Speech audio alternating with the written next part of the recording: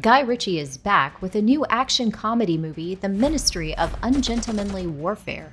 It's very good. Set during World War II, the film loosely recounts British efforts to weaken the Nazi stranglehold in the North Atlantic Ocean. At this point, England is in a particularly bad spot due to the German U-boats patrolling the waters. The Nazis have been ruthlessly sinking all ships attempting to bring aid to England. With England's resources and resolve dwindling, many in command are pressuring Prime Minister Winston Churchill to accept Germany's demands for surrender. Unwilling to accept defeat, Churchill arranges for a band of scoundrels to embark on a top-secret mission to stop the U-boats. Henry Cavill plays Gus March Phillips. Gus March Phillips, I have a mission. The soldier tasked with leading the team to the Spanish island of Fernando Po, located off the coast of Africa. Their mission is to destroy an Italian freighter carrying supplies for the U-boats. Without the critical supplies, the U-boats will be out of commission long enough for the British forces to receive the aid they so desperately need. There is a bit of a Mission Impossible meets Inglourious Basterds vibe to the film. That's why any and every sumbitch we find wearing a Nazi uniform, they're gonna die.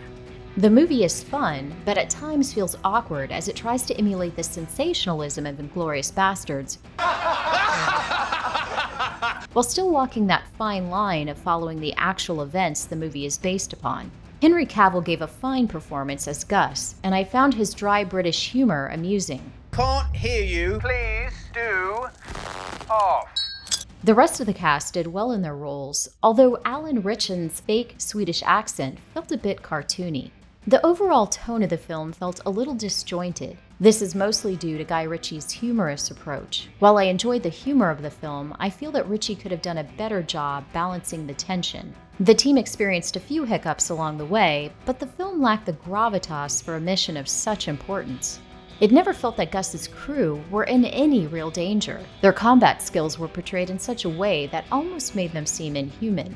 Even with the stakes being what they were, the crew seemed to handle each obstacle a little too effortlessly. The climax of the movie was somewhat frustrating, as the entirety of that segment is set at night. This made it somewhat hard to make out all of the details. This issue wasn't helped by the quick cuts during the action. Many of the scenes consisted of Cavill's Gus and his men stealthily one-shotting German soldiers with their Sten guns, which I felt was repeated a little too often. The soundtrack sounded like something you might hear in a 1960s Western series with drums, horns, and whistling.